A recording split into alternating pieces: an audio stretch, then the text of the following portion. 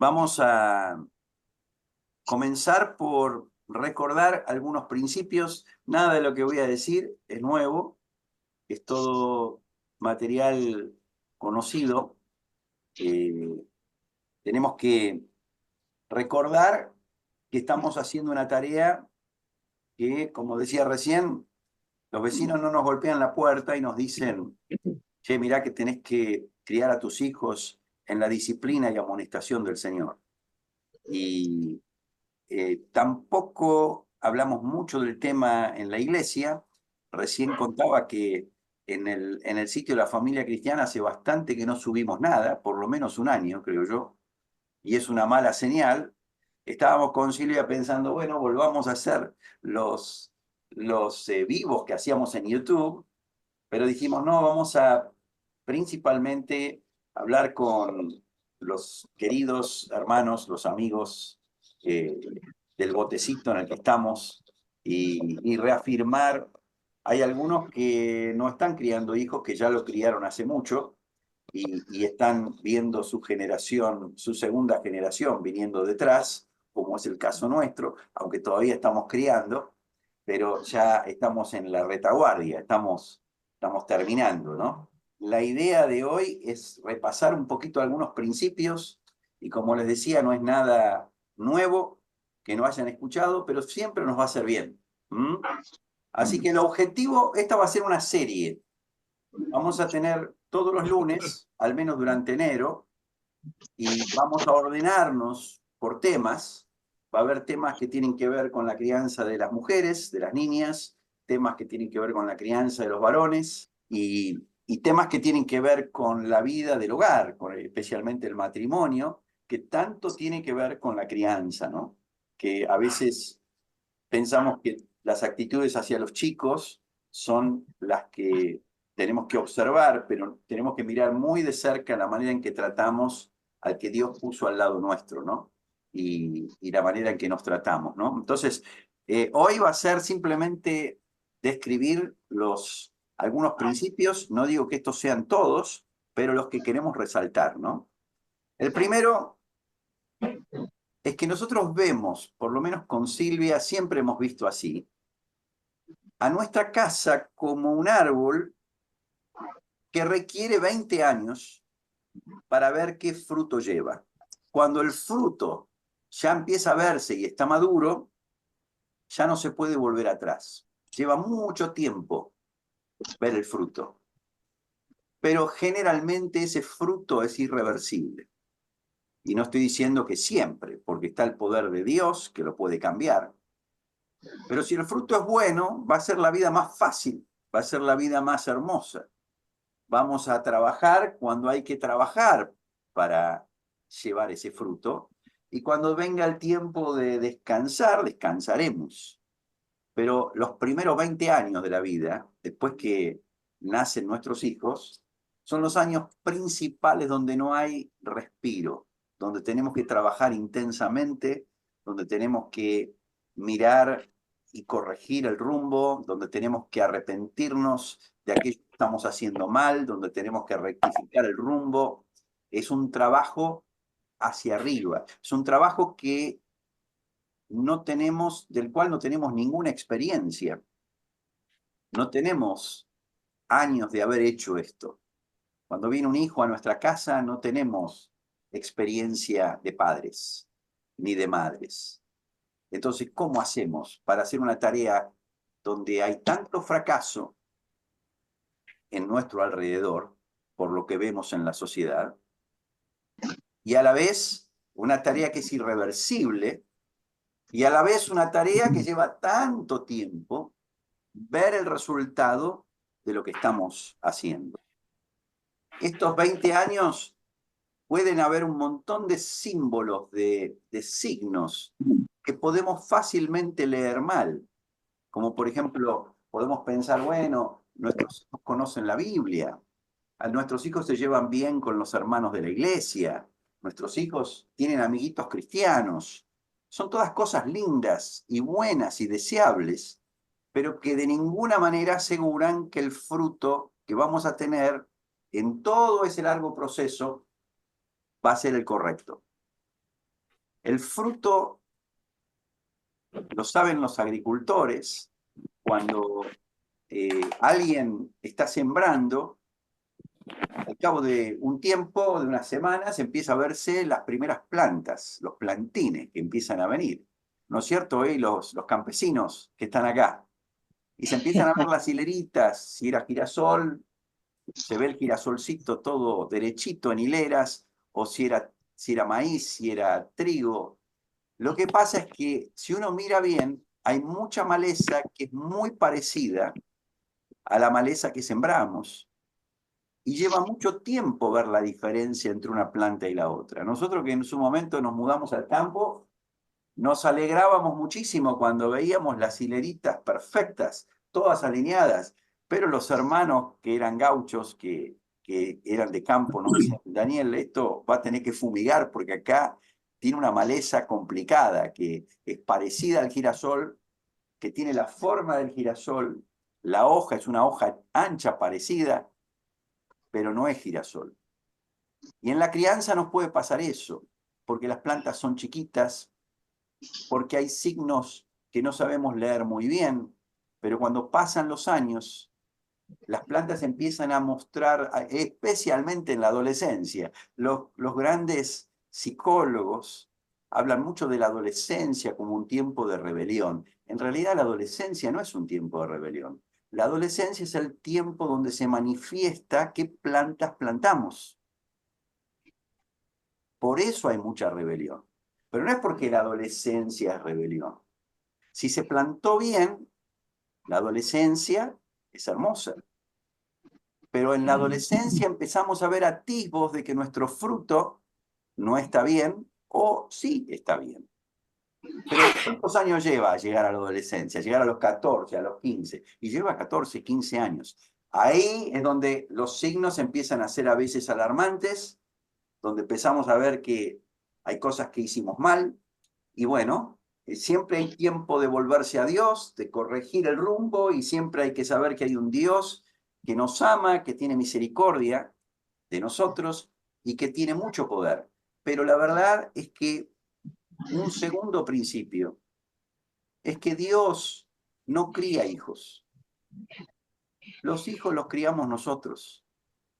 Cada bebé que nace debería tener un papá y debería tener una mamá que están caminando este camino bajo la paternidad de Dios, y que no hacen su voluntad, sino la voluntad de Dios, y por esa razón Dios confía en ellos. Dios no se interpone en el camino de los hombres, como nos explicó Jorge hace poquito. No sé cuántos vieron el mensaje de Jorge, la voluntad de Dios o la mía, pero explica magistralmente que Eva está ahí parada frente al árbol, está a punto de comer, está charlando con la serpiente, pero Dios no le dice, Eva, ¿qué estás haciendo ahí? Entonces decíamos que Dios no le dijo, Eva, ¿qué estás haciendo? Saca la mano de ahí. Dios dejó que Eva hiciera su parte. Dios le había dado a Eva la capacidad de escoger entre el bien y el mal. Jorge nos explicó que no le dio libre albedrío. Le dio la capacidad de escoger, pero le dijo escoger bien. No le dijo escoger lo que quieras. Le dijo claramente, escoge bien. Y como padres, también Dios nos dice, yo confío en vos, yo te doy la capacidad de escoger cómo vas a criar a tus hijos, pero no te digo cómo tenés que podés hacer lo que quieras con ellos. Te digo así, críen a sus hijos en la disciplina y en la amonestación del Señor. Entonces el punto central es Dios confía en nosotros, Dios no cría hijos. Dios espera que cada hijo que nace tenga un papá, tenga una mamá, que están buscando hacer la voluntad de Dios. La Biblia nos enseña en Malaquías capítulo 2 que los hijos son herencia de Dios, es decir, son de Dios. Dice, ¿por qué los hizo uno? Porque Dios quería una descendencia para él. Entonces, no es que él está diciendo, bueno, hagan como quieran, tengan el hogar que quieran, críen a los hijos como quieran. Dios está diciendo, críen a los hijos para mí. Enséñenles el camino correcto.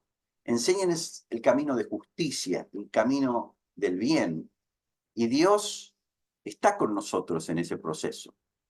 Ahora, si Dios quisiera trabajar de otra manera, lo que haría es bajaría un ángel del cielo, tocaría con una varita mágica a todos los hombres del mundo que harían su voluntad de una manera mágica, pero ya no serían seres conformes a la imagen de Dios, con la capacidad de discernir entre el bien y el mal. Serían autómatas.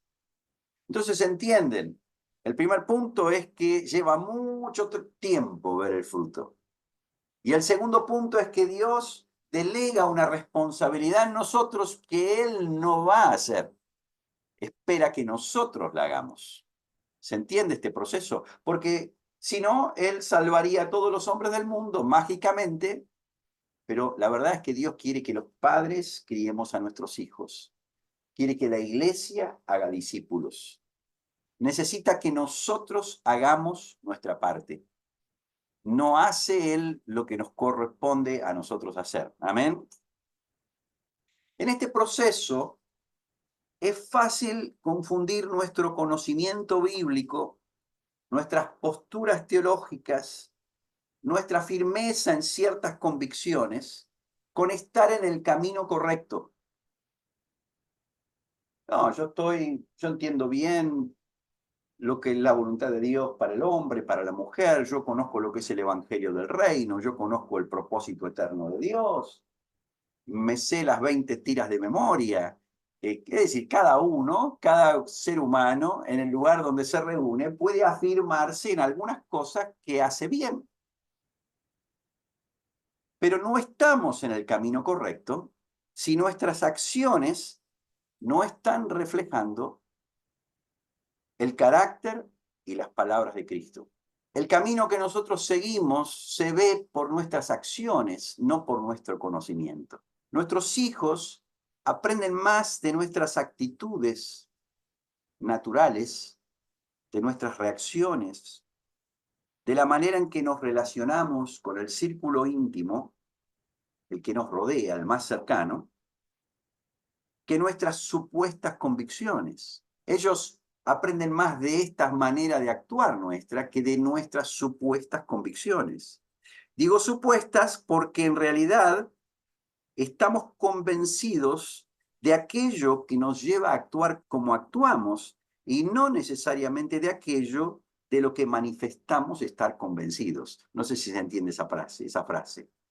Decimos estar convencidos del reino de Dios, convencidos del propósito eterno, convencidos de que somos peregrinos, que no somos de acá, pero en la práctica nuestras acciones van mostrando que en realidad amamos más este mundo, van mostrando que en realidad no nos interesa la palabra de Dios, van mostrando que en realidad cuando actuamos, actuamos con otros principios.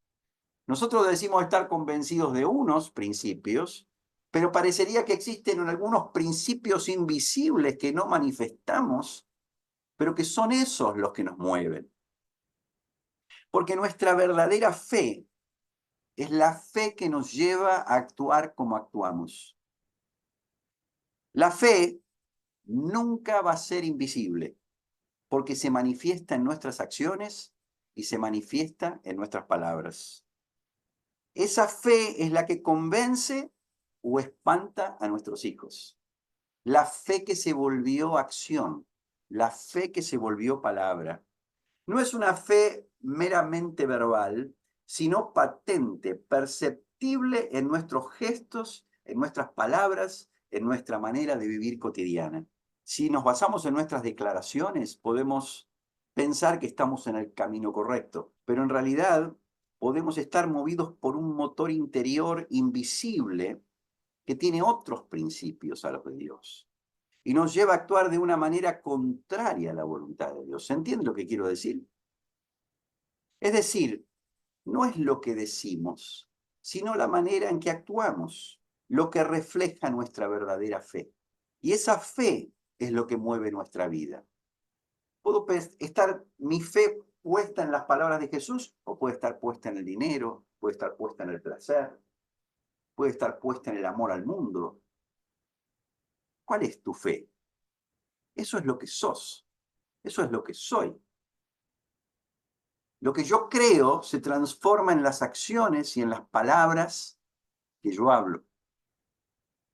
Y esa es la fe que nuestros hijos conocen de nosotros. Es decir, no es lo que decimos, sino la manera que actuamos. Esto lo quiero enfatizar, lo que refleja nuestra verdadera fe. Y esa fe es la que mueve nuestra vida. Puede ser fe en Jesús o fe en cualquier otra cosa. Nuestra fe siempre va a estar acompañada de obras. Santiago lo pone así. Uno podrá decir, tú tienes fe, y yo te digo, yo tengo hechos, dice Santiago. Muéstrame tu fe sin hechos, yo en cambio te mostraré mi fe con hechos. Tú crees que hay un solo Dios y en esto haces bien. Mirá lo que dice, pero los demonios también creen. Y también tiemblan de miedo. Capaz que creen más que vos, está diciendo Santiago. ¿Vos temblás?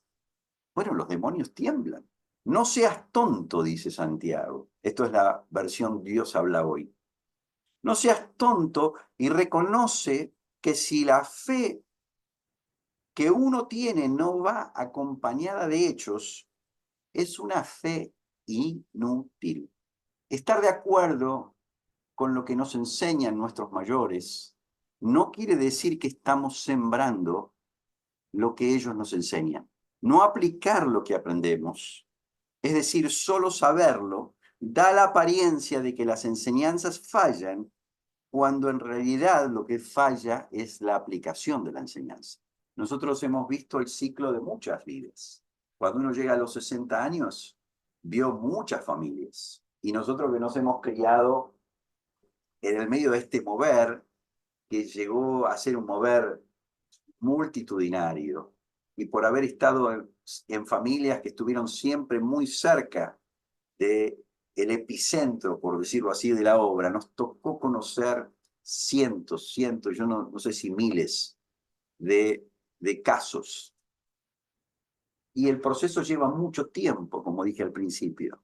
Y podíamos estar llenos de convicciones, pero cuando esas convicciones no se traducen en frutos, donde esas convicciones son palpables, donde uno agarra ese durazno y se lo come y tiene el gusto del árbol de durazno, sino que tiene gusto a otra cosa, uno dice, ¿qué pasó? El problema es que a veces estamos rodeados de hermanos que creen lo mismo y aquello que creemos es correcto, pero con 20 años los frutos empiezan a ser diferentes. Los hijos empiezan a ser rebeldones, empiezan a ser contestadores, empiezan a amar al mundo, empiezan a amar las redes sociales, empiezan a identificarse más con artistas, con influencers, con otras personas que identificarse con Jesús. Y amados, no le echemos la culpa ni a la iglesia, no le echemos la culpa a la verdad, no le echemos la culpa al mundo. El problema somos nosotros. Dios nos puso a nosotros, delegó en nosotros la responsabilidad y nos dice, haz mi voluntad, no hagas la tuya. Él nos dice, viví una vida santa. Nos dice, ama a tu esposa, trátala bien, trátala como una heredera de la gracia de la vida. Le dice a las mujeres, tener respeto por tu marido, honralo en todo. Estate sujeta a él como al Señor. Nos dice a los padres, papá, mamá, críen a sus hijos con las enseñanzas de Jesús. Planten las palabras de Jesús y la voluntad de Jesús y la exhortación de Jesús en sus hijos. Y del mismo modo que lo dice cuando hacemos discípulos, y también Él está con nosotros todos los días hasta el fin del mundo. Pero ¿cómo hacemos cuando lo que en realidad vivimos cada día, en el día a día, por más que tenga un color a religiosidad, un color a cristianismo, nuestro trato, nuestro hogar, nuestro temperamento, nuestras reacciones manifiestan algo muy diferente a lo que el Espíritu Santo lo haría feliz. Pasan 20 años y estuvimos rodeados de las mejores familias, estuvimos rodeados de la mejor enseñanza, estuvimos rodeados de los mejores hombres, de las mejores mujeres. ¿Y qué pasó? Que nuestro hogar se fue desviando. Nuestros hijos fueron eligiendo otra cosa, aman otra cosa. Y aquí viene este principio que nosotros queremos transmitir. Nuestros hijos son la fruta que cuelga en las ramas de nuestro árbol. ¿Cuántas veces habrán escuchado a esto? ¿Cuántas veces? No podemos pensar, les hubiera faltado un grupo de jóvenes más dinámico. Les podría haber encontrado un grupo de amigos un poco más piolas. Se hubieran enganchado más. Amados, la responsabilidad es de nosotros. Es deseable que nuestros hijos tengan amigos cristianos. Es deseable que tengan un grupo dinámico, pero eso no es lo que la palabra de Dios nos enseña. Lo que Dios nos enseña es que la mujer se salvará en su misión de madre. Lo que nos enseña la palabra es que nosotros tenemos que criar, los padres, a nuestros hijos en la disciplina y en la amonestación del Señor. Dios no terceriza esa responsabilidad. No creemos en ningún nivel de tercerización. No creemos que tener un buen grupo de jóvenes, tener una iglesia dinámica, tener actividades buenas y atractivas son estrictamente necesarios para alcanzar el fruto de un hogar lleno de Cristo, cuyos hijos siguen su camino toda la vida. No creemos que es así. Algunos tienen que criar a los hijos en un desierto. A algunos les toca criar a los hijos en el medio de Babilonia, pero el currículum sigue siendo el mismo y la responsabilidad sigue siendo de los mismos. Creemos que todas estas cosas son atractivas, son deseables, pero no son necesarias. Lo que sí vemos necesario es que los padres críen a sus hijos en la disciplina y en la amonestación del Señor. Que ellos vivan el Evangelio en su matrimonio, que ellos sean una manifestación de la unidad. Nuestros hijos no miran lo que decimos filosóficamente. Nuestros hijos miran cómo nos tratamos. Hay una ley universal que se cumple. No os engañéis, dice Gálatas, capítulo 6. Dios no puede ser burlado, pues todo lo que el hombre sembrare, eso también segará.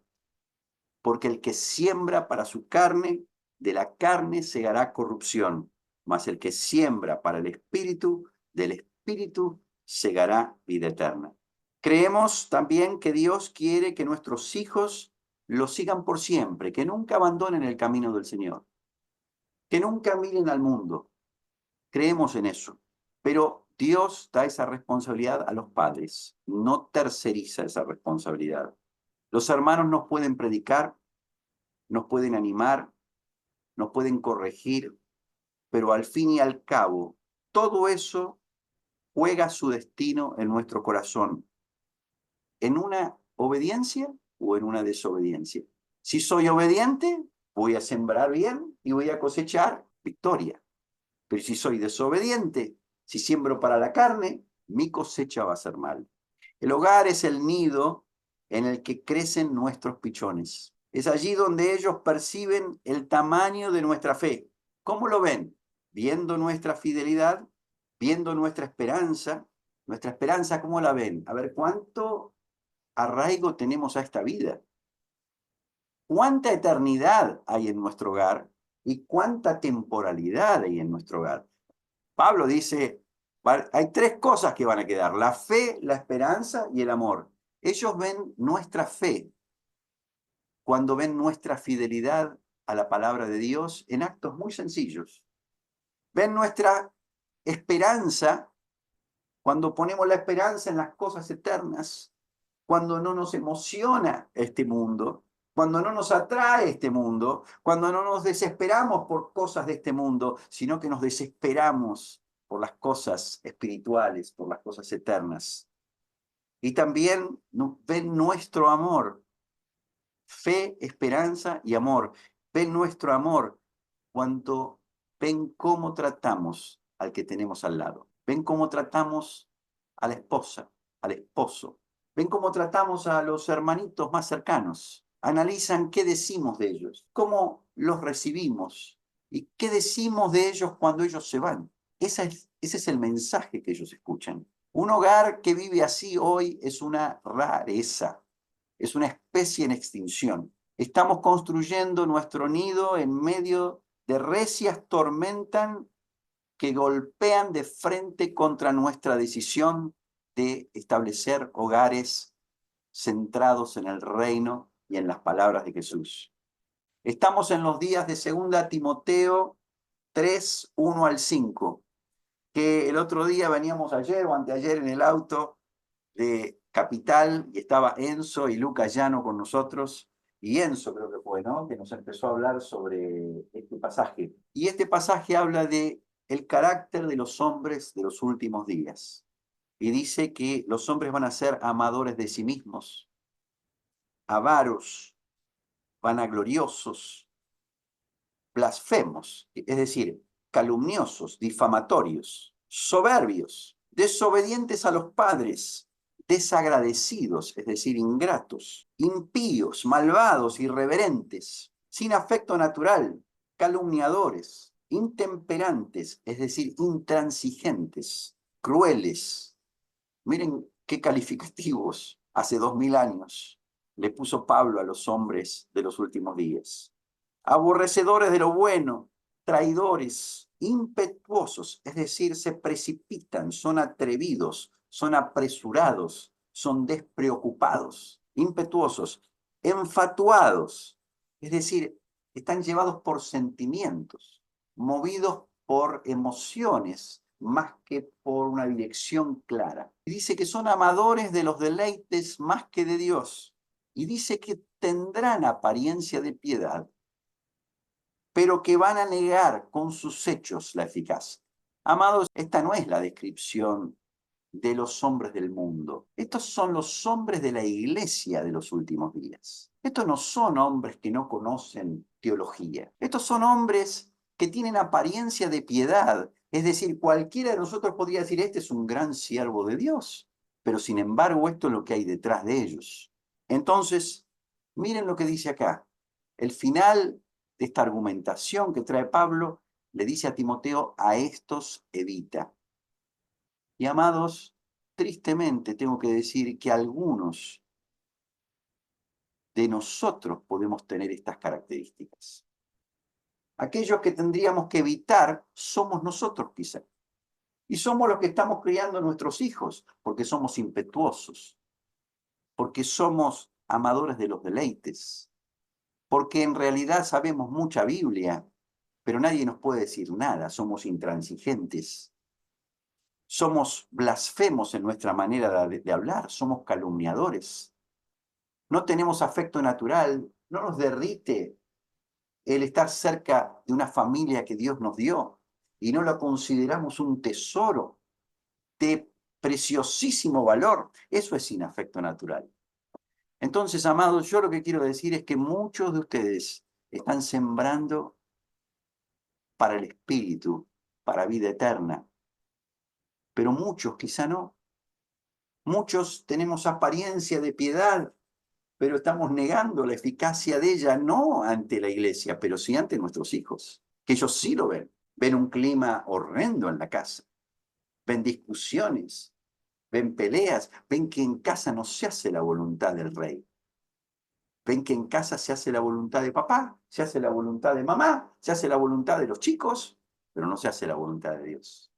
Una casa que no tiene a Cristo en el trono es una casa condenada al fracaso. Jesús dijo, el que escucha mis palabras y las hace, a este lo compararé, a un hombre prudente que edificó su casa sobre la roca. Vinieron las lluvias, vinieron los vientos y golpearon con ímpetu contra esa casa y permaneció firme. Pero aquel que escucha mis palabras, escucha, fíjense, pero no las hace, lo compararé a un hombre insensato que edificó su casa sobre la arena. Y vinieron las lluvias, y vinieron los vientos, y fue grande su ruina. Entonces, amados, la Biblia está llena de bendiciones, pero está llena de condiciones para alcanzarlas. Si miramos la bendición de Dios sin entender que para obtenerlas hace falta obedecer, estamos mirando otro canal. Y así como está llena de bendiciones, amados, la Biblia está llena de advertencias. Y hay advertencias todavía más fuertes. Sin santidad, nadie verá al Señor. Entonces, amados, este primer encuentro es simplemente para captar la atención de todos. Es para estremecer el alma de todos. Estamos criando hijos, estamos formando hogares en el medio de la peor generación que existió en la historia. Y si nosotros no somos avesados, nos volvemos profesionales de la obediencia, estaremos cayéndonos con el resto. Pero si nosotros obedecemos las palabras de Jesús, que son sencillas, y las ponemos en práctica, nuestra casa va a permanecer. Y no va a haber ruina, va a haber gloria, va a haber bendición. No es lo mismo hacer la voluntad de Dios que no hacerla. Aquel que aflige su corazón todos los días y se aparta del mundo y se aparta del mal y se limpia a sí mismo, se purifica para que sus acciones y para que sus palabras den gloria a Dios, la presencia de Dios está con él. Y el Espíritu Santo va a compensar sus propios errores, como lo ha hecho con nosotros. Que si hubiera dependido de nosotros, ni loco hubiéramos llegado a donde llegamos. Pero Él ha sido fiel, ha sido amoroso, ha sido misericordioso, ha sido bondadoso. Entonces, esta es la palabra de hoy. Seamos sensatos, seamos prudentes. No dejemos de trabajar en la época del trabajo y de la siembra. Ya habrá tiempo para descansar, pero no es ahora. Mientras estamos criando nuestros hijos, estamos peleando contra Satanás, que anda como león rugiente, buscando devorar a nuestros hijos. Estamos peleando contra el mundo, con las redes sociales. Estamos peleando contra una iglesia que parece dormida, que ni habla de estos temas, que hay poco énfasis en este tema, en un mundo de decaimiento moral. Pero peor que todo esto, estamos peleando con nuestro peor enemigo, que es nuestro yo. Que ese es el peor de todos. Ese es el más difícil. Entonces, hoy es un llamado a volvernos mejores guerreros contra nosotros mismos, contra el mundo, para volvernos obedientes, para volvernos siervos, para poner las palabras de Jesús de vuelta en el centro de nuestro corazón y para rendirnos plenamente a ellas. Si amamos a Jesús, Jesús dice, no me digas que me amás. Hoy Silvia me leyó una frase, ¿cómo era la frase esta? Sí, por favor, ¿cómo era? No, estoy cansado, algo así, de canciones que hacen que los jóvenes salten, pero que no doblen sus rodillas delante del Rey. Algo así. Y algo así nos está pasando, no estoy hablando exclusivamente de nosotros, pero este es el espíritu que hay en el mundo, el espíritu que hay en la iglesia. Falta doblar la rodilla, falta postrarse. Postrarse no es una actitud física, es una actitud del corazón, es rendirse a los pies del Rey, que nunca nos dijo algo que fuese mentira y nunca nos dijo algo que Él no vivió. Así que, amados, estamos juntos en esto, estamos para animarnos el uno al otro y no tomen estas palabras como un desánimo, al contrario, tómenlas como alguien, como un amigo que les dice no aflojen, tómenlas como alguien que les está diciendo sigan adelante, refuercen los principios, porque no da lo mismo vivir cada día como yo quiero que vivirlos como Dios quiere. Pero si vivimos una sucesión de 20 años amándonos los unos a los otros, poniendo la palabra de Dios en nuestra casa, limpiándonos del mundo, de la contaminación y tratando de ganar al mundo para Cristo, más que estar invadidos por el mundo. A veces vemos casas que nos entristece, casas que se la pasan con el mundo, se la pasan con parientes del mundo, se la pasan con amigos del mundo. ¿Y qué se creen? ¿Que vamos a terminar igual? No es lo mismo hacer la voluntad de Dios que no hacerlo. Nuestros amigos tienen que hacer los que hacen la voluntad de nuestro Padre que está en los cielos. Nuestra casa y nuestros hermanos son ellos, y nos apartamos del mundo. Una casa invadida por el mundo nunca va a prevalecer. Para que nuestros hijos amen por completo al Señor, tienen que vernos a nosotros guardando este nido de todo viento, de toda oscuridad, de toda maldad, porque nuestra casa no nos pertenece, le pertenece a Él. Así que, amados, por favor, redoblemos la apuesta, muchachos. Redoblemos nuestro corazón, rindámonos de lleno al Señor, y el Señor está acá con nosotros. El Señor se deleita cuando sus palabras son escuchadas y cuando eres obedecido. Así que, bueno, esto nada más. Yo quería tirar una bomba como la que acabo de tirar.